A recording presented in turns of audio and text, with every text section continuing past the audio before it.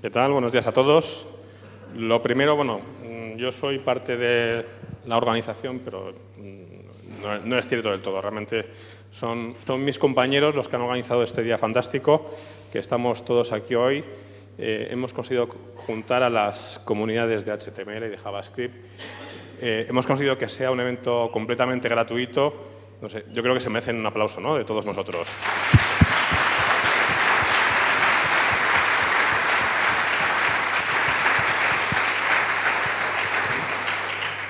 Muy bien, pues yo empiezo con mi libro.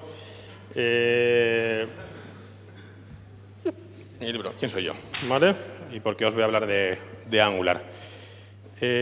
Bueno, yo fundé hace 15 años a Descendent Life. Somos una pequeña consultora que estamos aquí en España y en México. Somos todos fantásticos, maravillosos. Trabajamos mucho con Angular, así que os invito a venir si queréis, ¿vale? En serio, que mola trabajar con nosotros. Por lo menos yo lo pienso. Sí, eso es un poco la cuña comercial, ¿no? Pero en serio, necesitamos gente aquí en España y en algún país más. Entonces, si también os apetece viajar, pues estupendo, ¿vale? ¿Qué más?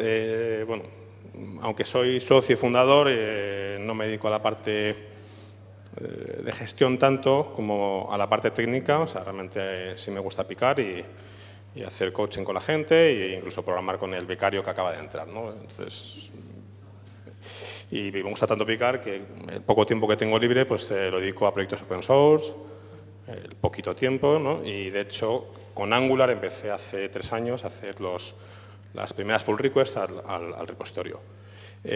Los señores de Google se confundieron en un momento dado, pensaron cosas que no eran y me nombraron Google Developer Expert de Angular, ¿vale? Y bueno, pues ahí tengo el título y me invitan de vez en cuando a visitarles, a la que yo estoy muy agradecido. Entonces, por eso os hablo yo de Angular, porque pues bueno, me gusta, ¿no? Y he visto un poco su evolución en estos últimos años. Así que, empezando a hablar ya de Angular y entrando en tema, ¿cuál es la situación actual? Ahora mismo tenemos una cosa llamada Angular JS, ¿vale? También hay un Angular Dart, que está en la versión 1.4, en Release Candidate, la podéis usar. Yo creo que algunos ya estáis trabajando con Angular, con la 1.2 si tenéis soporte Explorer 8, o la 1.9, digo la 1.3 para siguientes navegadores, a partir de Explorer 9. Y la 1.4 ya está en Release Candidate y la verdad es que está muy viva, porque por ejemplo, pues trae cosas como el nuevo router, que reescribe el router antiguo que era muy limitado. Trae cosas nuevas como la posibilidad de utilizar como JS para cargar las librerías de Angular. Internacionalización. Han reescrito todo el tema de animaciones y ya somos capaces de hacer algunas de esas cosas que los que os sabéis. No sé si conocéis todo este tema de material design y cosas que se mueven por la pantalla y continúan y fantástico. Pues ya tenemos las autoridades para hacer eso con Angular 1 que antes pues parecía un poquito más complicado, ¿no? ¿Y Angular 1 se muere? Pues no, o sea, realmente ya hay varias ideas que las podéis incluso consultar en el repositorio de GitHub de Angular JS que las están planificando para la versión 1.5. ¿De acuerdo? Entonces, bueno, Angular 1 sigue vivo, muy vivo, ¿vale? De momento con el equipo, y es un proyecto que también cuenta con una comunidad que es alucinante, ¿no? Flipante. ¿Por qué digo esto? Pues me baso en datos, ¿no? Si miráis en GitHub, AngularJS tiene 16.000 forks. O sea, 16.000 personas que se han descargado el fuente con sus tests para trastear. Gente observándolo, 3.000, ¿no? Stars para aburrir. Pero si miráis además cuánta gente contribuye a este framework, vemos que yo, pues lo que os decía, yo soy un granito de arena dentro de esos 1.200 contribuidores al repositorio. Realmente, aparte del equipo que paga directamente Google, que es bastante grande, y otras empresas que están pagando en exclusiva a gente que se dedica exclusivamente a Angular, hay una comunidad que es muy vibrante detrás de este framework, ¿de acuerdo? Y si miramos la actividad dentro de GitHub, vemos que incluso la versión 1 sigue muy viva, ¿no?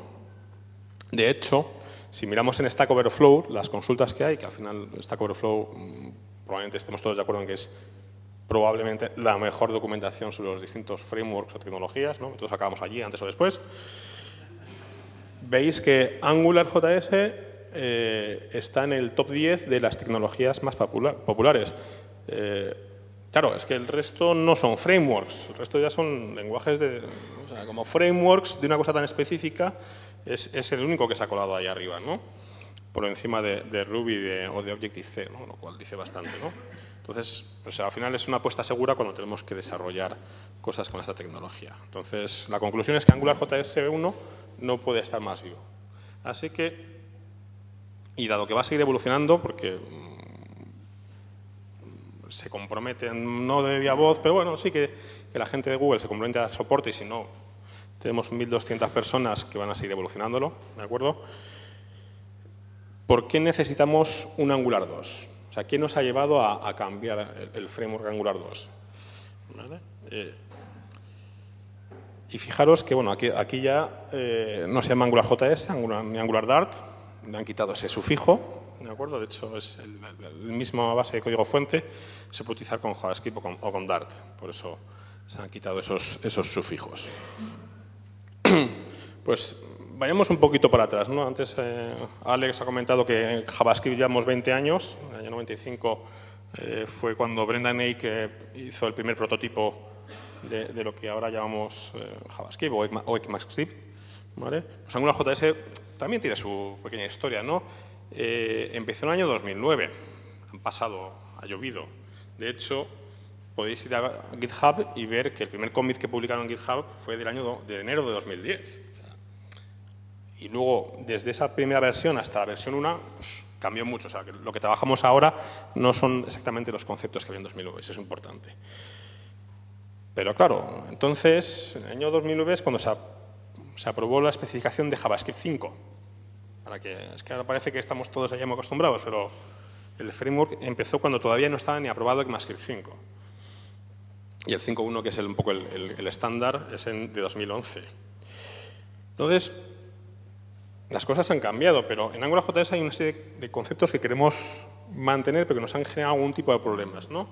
Tenemos las directivas para hacer como con Web Custom Components o Web Components, pero es con tecnología, es que claro, Web Components ahora hablamos todos fenomenal, el Shadow DOM y no sé qué, pero entonces la idea de esta etiqueta extiende un comportamiento y me abstrae de lo que hay dentro, como si fuese una etiqueta nueva, pues era innovadora y sobre todo una implementación que lo consiguiese hacer funcionar de verdad, como lo hacía Angular, ¿no? Nos proporcionó un sistema de módulos muy bueno para estructurar nuestro código, ¿no? Una cosa fantástica que es la inyección de dependencias para reducir mucho cómo armamos nuestro proyecto. Nos puso una cosa en su momento AngularJS que era la detección de cambios, ¿no? Antes han comentado cómo detectar cambios de estructuras inmutables, los DJs, el dirty checking. Pues AngularJS lo que hacía era eso, decía, yo tengo un conjunto de datos y según modifico algo se me actualiza la pantalla. Eso era importante porque eso te aligeraba mucho el desarrollo, ¿vale? Y para eso crearon una pieza dentro de Angular que lo que hacía era analizar esa estructura permanentemente con ciclos de digest, que básicamente era, pues miro, lanzo listeners, a ver si ha vuelto a cambiar, vuelvo a escuchar ese árbol de datos que estoy viendo a la vista, a ver si ha cambiado algo para actualizar la vista y actualizar la vista. Entonces, funcionaba muy bien, en el sentido de que era muy útil, aunque algún problema de rendimiento sí que tiene, uno bastante grande, ¿no? Cuando tienes muchos datos. Los scopes y los templatings, nos dieron una herramienta de templating, ¿vale? También ahora seguro que más de uno dice, no, yo tengo una etiqueta template, sí, que es de HTML5 fantástica, pero entonces no había nada de eso, ¿no? Todos nos hacíamos nuestros templates o nuestros mustaches o nuestras cosas y con Angular teníamos algo que era realmente potente, que dejamos un dato y la plantilla se ejecutaba correctamente en su sitio, ¿no? Empezó con TDD también, que es bastante importante como Y eso permite que cualquier cosa de Angular sea muy fácilmente testable desde el principio. Todos los proyectos ya empiezan siempre con test unitarios. Y luego, pues también, para mucha gente que no conocía este tipo de abstracciones, introdujo las promesas. Yo creo que fue el gran proyecto que introdujo el concepto de promesas en la comunidad de JavaScript. ¿Vale? Claro, pero ahora estamos en el año 2015, ya no es lo mismo, las cosas han cambiado. ¿Qué cosas han cambiado? Pues tenemos ECMAScript 6 y más, y entonces, claro, ya vemos por ahí que, pues, es que ECMAScript 6, ya hemos visto en el código de la charla anterior, vemos que hay muchos imports que me resuelve todo el tema de los módulos, es decir, ya hay cosas que antes me aportaba Angular que ya no me hace falta, vamos a aprovechar, podríamos llegar a aprovechar eso, ¿no? Y ahora todos oímos hablar de Web Components, de Polymer, de Brick, vamos a usarlos. En este caso, pues lo que es el Custom Element, que es ese elemento que registramos, que tiene un ciclo de vida propio, como si fuese una etiqueta tradicional, un input, un textaria, un select, pues exactamente lo mismo, podemos crear nuestros propios elementos, pues vamos a aprovecharnos en ellos, ¿no? Y otra cosa también que es muy potente es el Shadow DOM, que me permite tener un árbol de DOM muy sencillote y proyectar esos datos que tengo ahí sobre un HTML más complicado que es el responsable de renderizar. Pero soy capaz de separar las dos cosas y poder trabajar más fácilmente, ¿no? con menos anidamientos, y si quiero cambiar algo en el árbol, pues no tengo que recorrerme tantas piezas, ¿no? Lo hace todo automáticamente. Entonces, todo este tipo de cosas se ha tenido en cuenta con Angular 2. Había muchas cosas nuevas, muchas tecnologías nuevas, y se ha tenido en cuenta en el planteamiento del framework. Aquí os pongo un asterisco de que no utilizo HTML imports, que seguro que los que conozcáis un framework como Polymer para trabajar para hacer web components se usa de manera enorme. Y esto fue una decisión bastante meditada dentro del equipo de Angular. Es porque vamos a usar, ya hemos visto como en la charla anterior, los imports de ECMAScript 6. ¿Vale? Entonces ya tengo un sistema de importaciones y de módulos. Si lo hago también por la parte del HTML, son como dos formas distintas que van a tener problemas, ¿no? Y de hecho hay problemas ahora mismo con los HTML imports. Entonces tomaron la decisión de ir exclusivamente por la parte de ECMAScript 6 y obviar los imports de HTML. Eso no quita para que Angular 2 vaya a poder funcionar bien con componentes de Polymer que trabajen con HTML imports. Entonces, situación actual. Angular 2, tenemos ya una developer preview. Hay muchas cosas que fallan, hay muchas cosas por mejorar todavía. Están trabajando mucha gente. Pero ya tenemos una cosa que es bastante estable con la que podemos empezar a hacer nuestros pequeños pinitos. ¿Qué han perseguido con el diseño de Angular 2? Lo primero, como hemos comentado, los estándares han cambiado, vamos a abrazar dos. Antes se inventaban directivas, pero ahora tenemos Web Components. Se inventaron un sistema de módulos, tenemos importación, tenemos Shadow DOM. Vamos a utilizar toda esa potencia que tenemos a nuestra disposición. Y para el navegador que no soporte eso, pues tiremos de un polyfill. La famosa librería webcomponents.js que estaban trabajando prácticamente, yo creo que todos los fabricantes de browsers en esa librería, mantenerla y conseguir que, aunque ciertos navegadores no tengan soporte nativo para los estándares, pues en la práctica esté ahí. Mal rendimiento, pero funciona. Otra de las cosas que hicieron es que repensaron muchos de los conceptos de Angular. Yo en alguna conversación que tuve con gente del equipo, pues decía, pues mira, es que el proyecto había cosas que tenían que salir. Y entonces a veces tomábamos una decisión provisional y algunas de esas decisiones provisionales han llegado hasta el día de hoy, ¿no? Entonces tenemos una oportunidad de repensar todo. Pues estas decisiones, estas cosas, estos compromisos que eran temas de tiempo, pues los hemos hecho. Entonces, han repensado absolutamente todo. También es cierto que se ha aprendido mucho en estos años y todo ese conocimiento nuevo también lo han aplicado. Entonces, lo que han hecho realmente es un framework hermano, el 2 es un framework del 1, pero cambia radicalmente. O sea, hay muchas cosas, muchos conceptos que vienen del 1 al 2, pero estamos hablando de un framework muy distinto. Hay gente que a esto le siento mal porque quería que fuese más parecido, pero la idea es que ellos no querían que fuese cómodo por el tema de una transición cómodo del 1 al 2, sino que el nuevo framework fuese sencillo de usar o más entendible, ¿vale? Entonces, ahí había un compromiso que decidieron romper. Una de las cosas que tiene esto es que tiene un equipo dedicado en exclusiva a evolucionar el framework Angular 2. Se ha pensado en dar soporte a navegadores Evergreen y a los otros les tiramos con polyfills. Esto es importante porque vamos a ir dando soporte sobre todo centrados mucho en tema de dispositivos móviles, ¿vale? Está muy pensado para eso y algunas cosas que comentaré después veréis que va en esta línea. Luego también una de las cosas que querían es que se facilitase a los desarrolladores de herramientas para los IDEs el trabajar con Angular.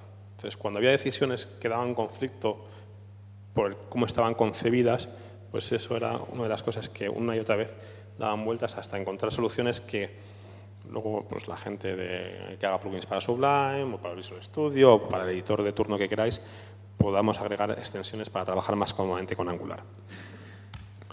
Y luego, una de las cosas que es también muy interesante es que el equipo de Angular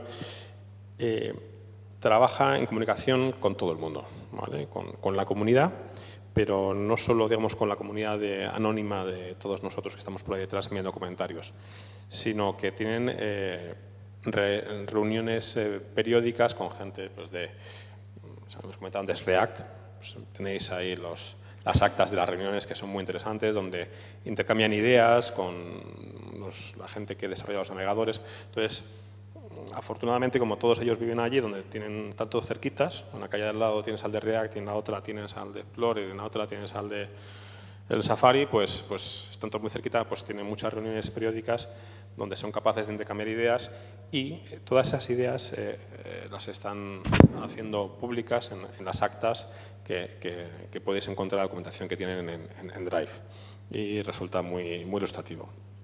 Pero ¿qué grandes cambios tenemos como consecuencia de todo lo anterior? Pues han rehecho el mecanismo de detección de cambios. Antes comentábamos que tenemos un ciclo de digest que era una de las grandes pruebas de problemas de rendimiento que tenía Angular 1. En la charla anterior, con el tema de la inmutabilidad, hemos visto cómo se pueden hacer las cosas. Pues Angular trabaja mucho el tema de la detección de cambios para tener eficiencia. Tenemos una nueva sintaxis para las plantillas, que luego veremos por qué merece la pena. Tenemos un uso intensivo de ECMAScript 6 y más. Con el más me refiero a que TypeScript, y si luego alguien me pregunta de ATScript, pues contesto, y si no, pues lo obviamos. Tiene un soporte de origen a Web Components, es muy importante. Y luego tiene un nuevo sistema de inyección de dependencias, que también va vinculado con lo anterior. Y un nuevo sistema de formularios, que ese no traigo ningún ejemplo. Detección de cambios, ¿vale? La detección de cambios es cuando yo tengo una estructura con datos, esos datos al final acaban en la vista de alguna manera. Entonces, tengo que tener una detección de cambios para poder mantener sincronizada esa vista, esos datos con la vista, sin hacer yo esfuerzo. Pues eso es lo que se ha rehecho. Lo han rehecho completamente con todas estas técnicas de programación funcional para tener unos récords y no tener que estar creando muchas copias en memoria. Sigue siendo dirty checking. Dirty checking básicamente lo que quiere decir es que me recorro el árbol completo, tengo una copia antigua para ver si hay algún cambio. Esto es importante. Seguro que alguno me dice, pero ¿por qué no utiliza? Bueno, es súper rápida. ¿Por qué no utiliza? Lo comento. Vaya, perdón. Object Observe, ¿vale? El Object Observe, que muchos conoceréis, pues trabaja realmente a nivel de las propiedades directas de un objeto, pero no trabaja en lo que tiene sanidad. Entonces, aunque internamente lo puede usar, en función del soporte, lo que nosotros necesitamos es comparar árboles completos. Pero utiliza unas estrategias de optimización bastante fuertes, sobre todo tenemos la posibilidad incluso de marcar cosas como inmutables, que hemos dicho, para que obvie siempre el análisis más abajo. Y luego el hecho de utilizar técnicas de programación funcional, como se han comentado en la charla de antes, con records que observan cada uno de los cambios, hace que sea muy eficiente en el uso de memoria en comparación con lo que tenemos en la versión 1. ¿Y esto por qué es importante? Porque cuando tenemos muchos datos en memoria, aunque yo tenga 16 GB de RAM o 32, en algún momento dado esa memoria se tiene que limpiar se lanza el garbage collector y eso genera una pausa, ¿vale? Y en dispositivos con menos memoria, como un dispositivo móvil, pues esto afecta más, ¿vale? Y puede generar pausas en nuestra aplicación y no la vemos fluida ni natural. Entonces, este tipo de cosas se han reescrito para que sean, pues, decían que 30 veces más rápido que la 1. ¿Vale? Y yo creo que más, pero bueno. ECMAScript 6. Realmente aquí podemos utilizar ECMAScript 6 y podemos utilizar TypeScript.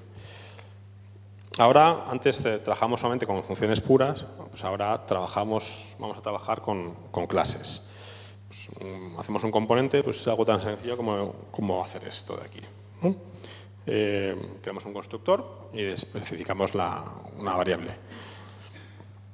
La importación, como hemos visto en las slides de antes, vamos a utilizar imports de ECMAScript 6 para gestionar correctamente, digamos, la parte que antes hacemos con módulos. Queda todo más sencillo. Una de las cosas que también han introducido es el tema de utilizar anotaciones, que esto, de hecho, va a acabar derivando en una ampliación de ECMAScript 6 con decoradores. Pues estas anotaciones, como hemos visto en algunos otros lenguajes, lo que me permiten es dar metainformación sobre las clases que estemos usando. En este caso, el componente que habíamos definido antes, por ejemplo, que tenía una propiedad que se llamaba ali, lo que digo es un componente, este componente va a funcionar sobre una etiqueta que se llame myApp. En el selector que veis arriba, yo digo cómo es la etiqueta o el atributo o la clase sobre la que va a enganchar ese comportamiento. Entonces, por configuración, de alguna manera, configuro la clase con estas anotaciones para que sea un componente que afecte a esta etiqueta.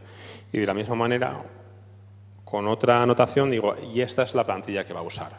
Entonces, queda mucho más fácil de entender.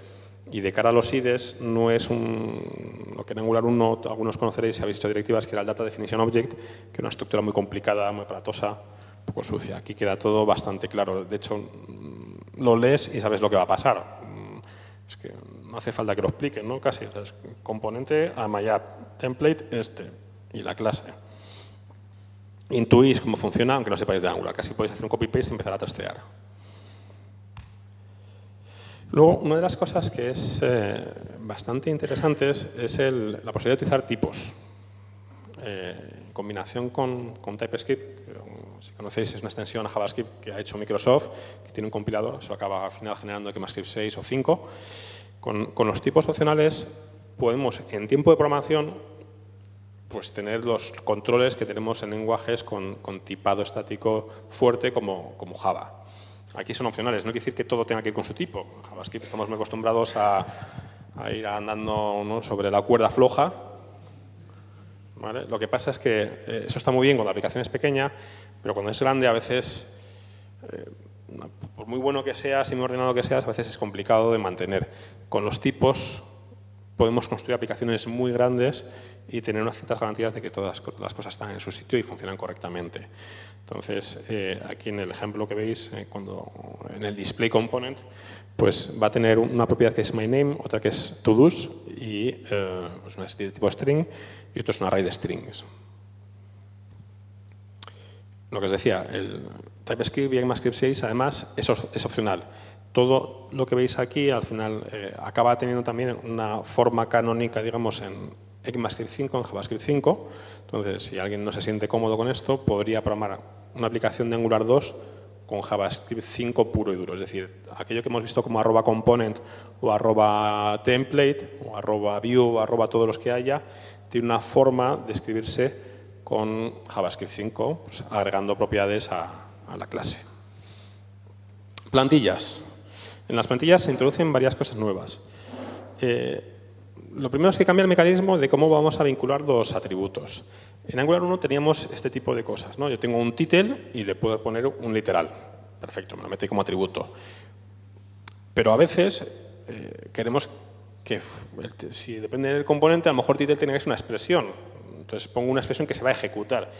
Y otras veces, como el caso primero, el title le tengo que pasar el texto directamente, pero necesito que se me interpole con un valor que hay en el contexto de ese HTML. Entonces, resulta que tengo varias estrategias para informar un atributo Pero eso depende del señor que ha hecho el componente, no depende de mí que uso el componente. Entonces, si no me conozco bien perfectamente cómo ha sido el componente, no puedo deducir cómo se hace, ¿vale? Esto es un problema. Y es un problema sobre todo de cara a los IDEs para poder hacer comprobaciones de que es todo correcto. En Angular 2 cambia el mecanismo. Si yo tengo un atributo que es title y le paso un literal, cuando quiero evaluar y asignarle un valor a ese title en función del contexto, lo ponemos entre corchetes. Y lo que tenemos a la derecha es la expresión que se va a ejecutar. Esta es la convención, ¿vale? Entonces, así ya no hay duda. Perdón. Entonces, ¿dudas que surgen con esto? Primero, ¿el poner los corchetes es válido? Sí, lo es. Con la especificación lo es. Estuvieron viendo muchas formas muy raras de hacerlo y dieron con una que cumplía. ¿Por qué no hacemos en property igual la expresión y marcamos a la izquierda en el nombre de la propiedad con corchetes? Porque si no, no tendríamos nunca forma de saber si lo que tenemos que poner es una expresión o es un valor final. Es lo que comentaba antes. De esta manera yo tengo claro que lo de la derecha es una expresión. Y las interpolaciones, entonces ya tengo claro dónde van a entrar en cada caso, ¿vale? Un ejemplo típico de la problemática, para volver a ilustrarlo, es si yo tengo una imagen y tengo un src con user.png. Como lo hacíamos con Angular 1, nosotros poníamos la plantilla user.name. El problema que tenía es que antes de que se ejecutase la aplicación de Angular, entraba el propio navegador a interpretar la etiqueta y hacía una petición a una URL que tenía llaves user.name.llaves.png. Y claro, eso me da un 404 siempre, un error. Y dije, no, pues nos creamos una directiva nueva que se llama NGSRC, pero que fue un artificio para resolver este tipo de problemas, ¿no?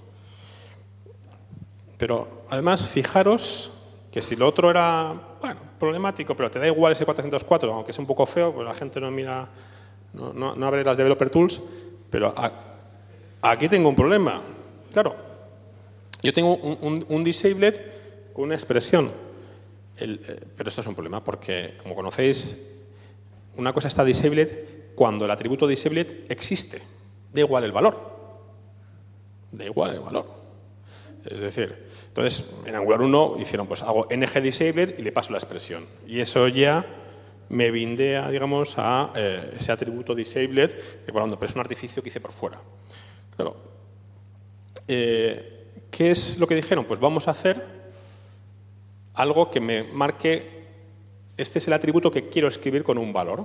Entonces, lo que hicieron ellos fue poner un prefijo que es el escape que veis en negrita, que se llama, bueno, en la práctica no es escape, pero para escapar el atributo y que ejecutase el binding.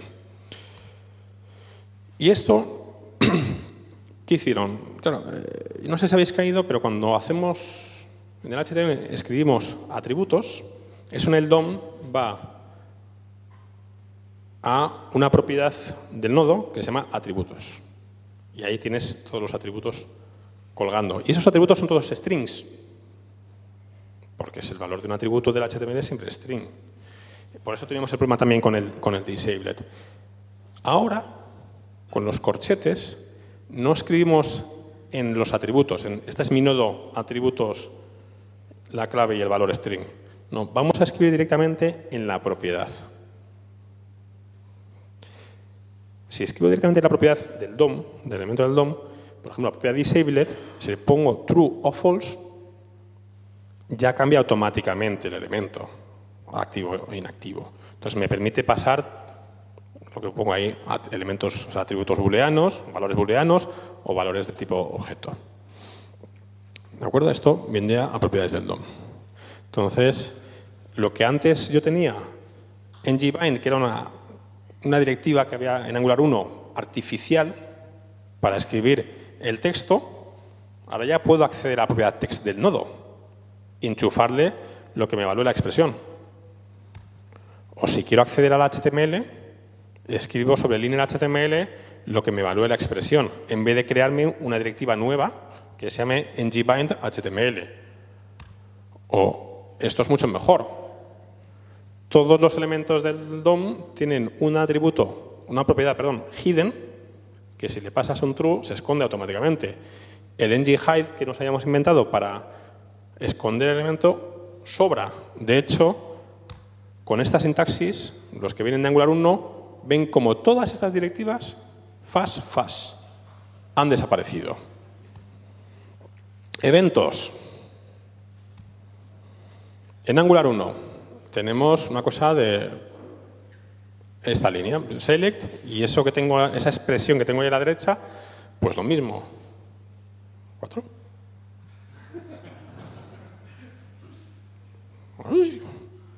Vale.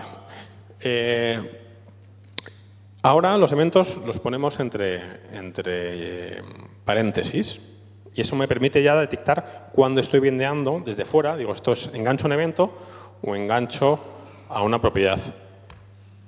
Entonces, este es el... Cosas que desaparecen.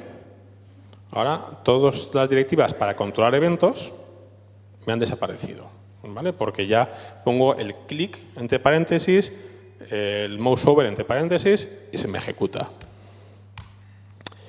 Y luego, otro problema es cuando yo tengo una plantilla, tengo que relacionar elementos entre ellos, tengo un problema, ¿no? Pues si yo tengo un click y quiero enviar el foco a otro elemento, pues no lo podíamos hacer. En la sintaxis de plantillas de Angular 2 tenéis una pequeña almohadilla para identificar cada elemento. Eso es como, en este contexto, ponme este elemento con este nombre y ya lo puedes acceder desde fuera.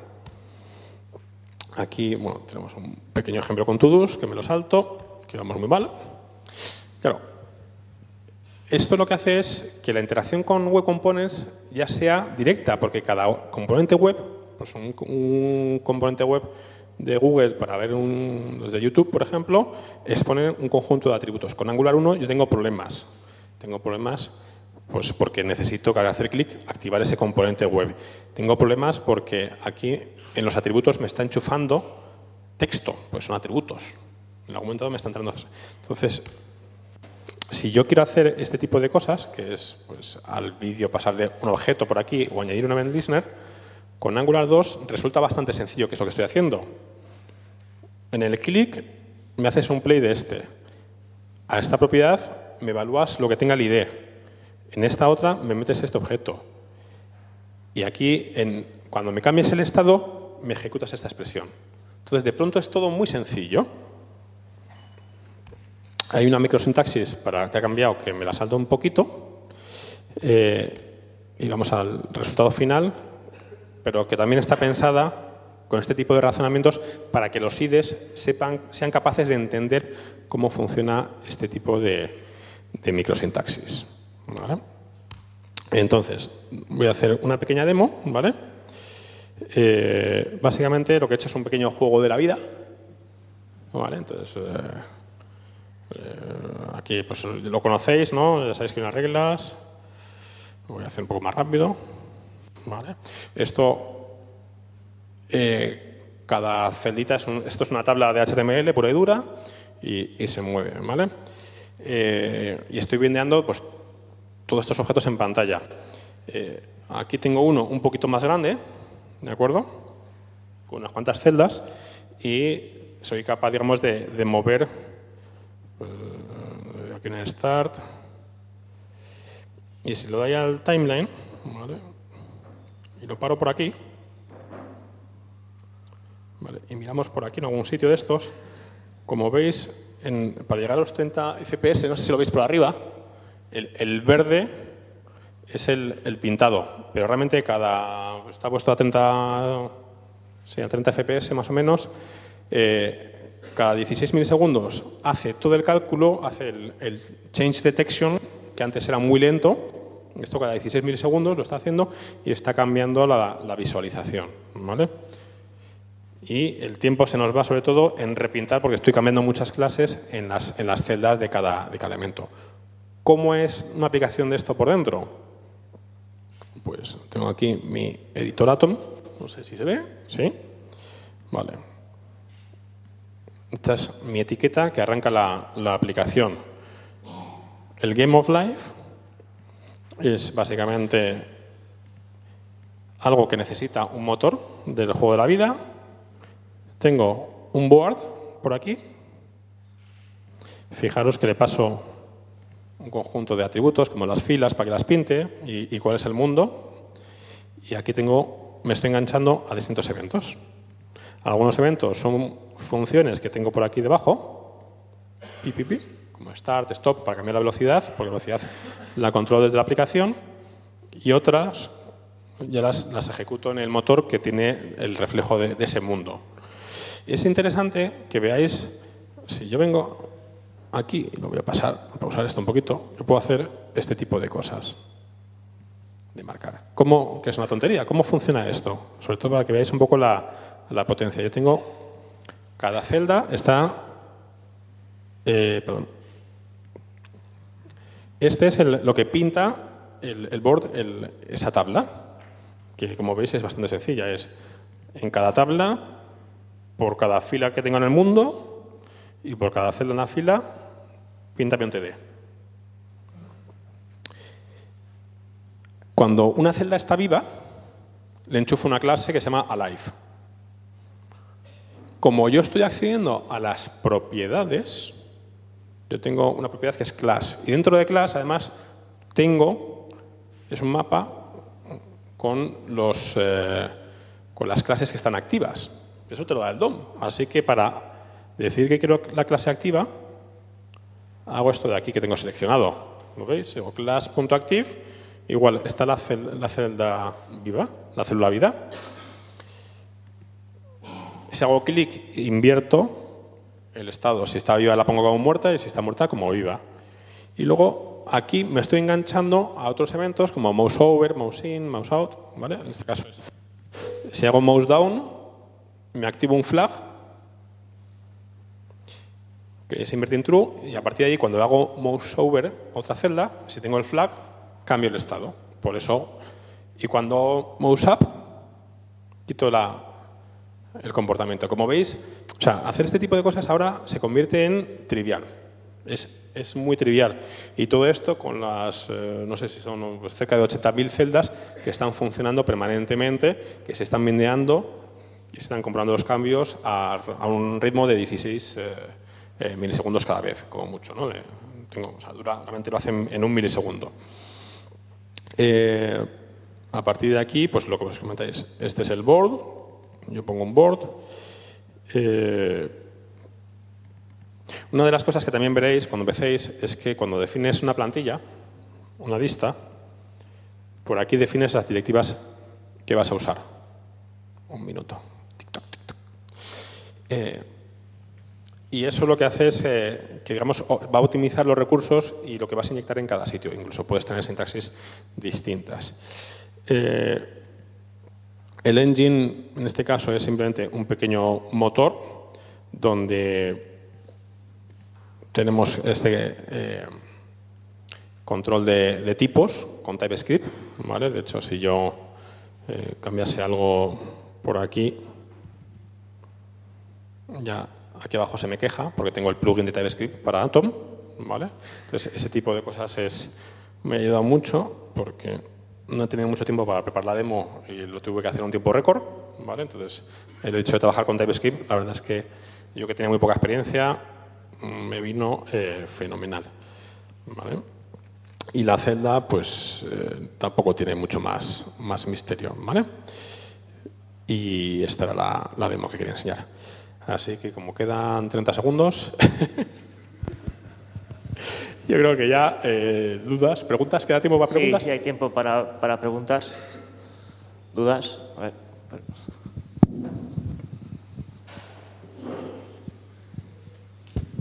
ver. Buenas. Me imagino que te habrán preguntado ya unas cuantas veces, pero ¿cuál va a ser el soporte o cómo se va a poder migrar de las aplicaciones Angular 1 a Angular 2 cuando finalice el soporte de Angular 1 o ya no esté tan viva? A ver, el soporte de Angular 1 lo vamos a tener mientras haya gente usando Angular 1. ¿Vale? Yo en ese sentido no me preocuparía. ¿Vale? Y de hecho, yo espero ver un Angular 1.5 y un Angular 1.6 seguro, pero segurísimo, porque además sea, es que ya tienen un roadmap con cosas, ¿no? Interno, pero ya tienen...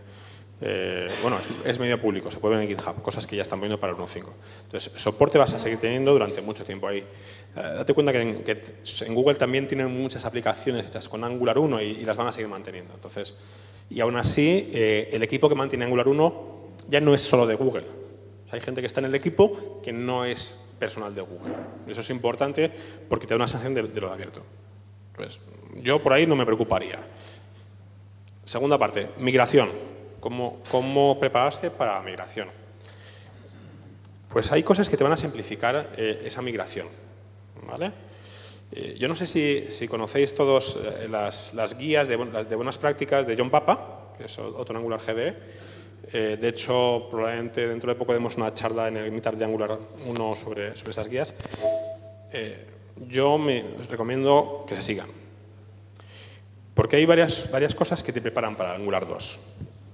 Cosas que te preparan para Angular 2. Pues, por ejemplo, él promociona unas técnicas que te evitan el uso de scope. Entonces, acabas trabajando como el controlador, como clase. Y un componente aquí viene a ser lo mismo. Entonces, si trabajas de esa manera, ya prácticamente tus componentes y tus controladores casi se convierten en componentes, ¿vale?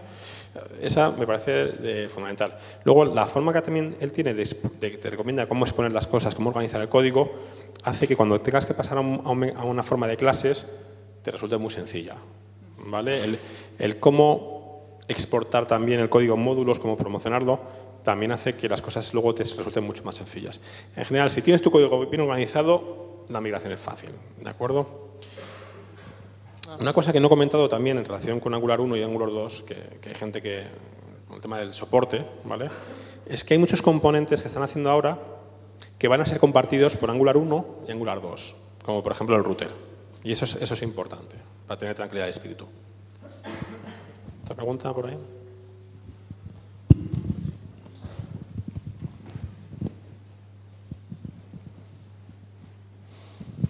Buenas. ¿Cómo ves el Angular 2.0 para el mundo de las aplicaciones empresariales? Pues la mejor decisión. No, en serio. Es muy buena decisión. Pero no, ahora no. O sea, ahora estamos en Developer Preview, ¿vale? Yo ahora no me metería. Pero en cuanto lo tengan, está muy pensado para hacer aplicaciones grandes, ¿vale? No sé si alguien me va a preguntar por Polymer, por ejemplo, cuándo hacer Angular o cuándo hacer Polymer. Con Polymer tú puedes hacer web components de una manera bastante sencilla, ¿vale? Pero está siempre, digamos, encapsulado en el componente web. Los puedes relacionar entre ellos y puedes hacer agrupaciones. Pero lo primero es que Polymer nació para precisamente probar el estándar dentro de Chrome, como un proyecto experimental, aunque al final se utiliza un montón y es muy bien. Pero cuando tienes que hacer una aplicación muy grande, empiezas a tener algunos problemas. Sobre todo porque una de las cosas que puedes hacer con Angular, por ejemplo, son macrooptimizaciones. Una optimización en el diseño que afecte a muchas piezas de manera transversal y haga tu aplicación mucho más potente. Entonces, con componentes individuales eso es más complicado, hacer ese tipo de cosas, ¿no? Entonces, en ese sentido, Angular 2 está muy pensado para poder hacer aplicaciones empresariales. Y por lo que me han contado, dentro de Google ya están usando Angular 2 para hacer las primeras aplicaciones y ser, digamos, los primeros beta testers de Angular, ¿vale? O sea que es arriesgado empezar ahora, se puede, pero es una buena decisión para grandes aplicaciones. Vale, una más. Última. Aquí.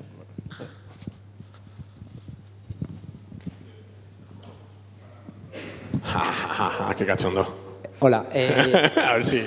Yo quería preguntar o sea, ¿cuál es la perspectiva de Angular 2 en relación con el desarrollo de JavaScript isomórfico?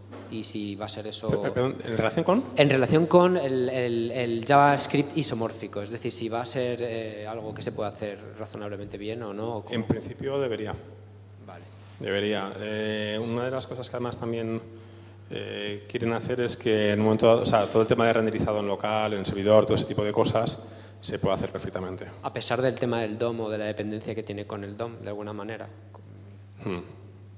Bueno, siempre habrá compromisos y cosas, pero sí que es una de las cosas que tienen puestas en los documentos de diseño. Vale, de hecho, si te fijas, están modelizando cosas como los formularios y demás para que sean más fáciles de testar y de manipular y de crear que con Angular 1, donde ese tipo de cosas pues, planteaban problemas.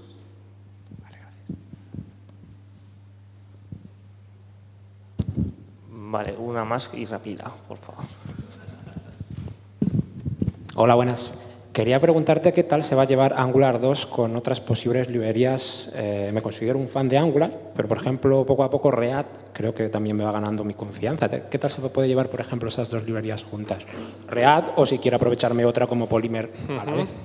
¿Qué opinas? A ver, yo he trabajado muy poquito con React. ¿Vale? Entonces, con React,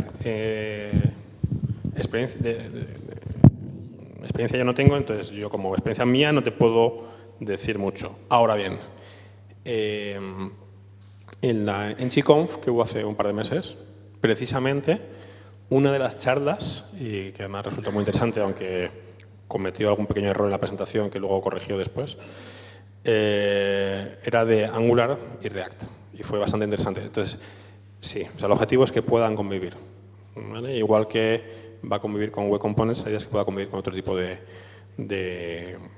librerías, que tenga menos impacto. ¿De acuerdo?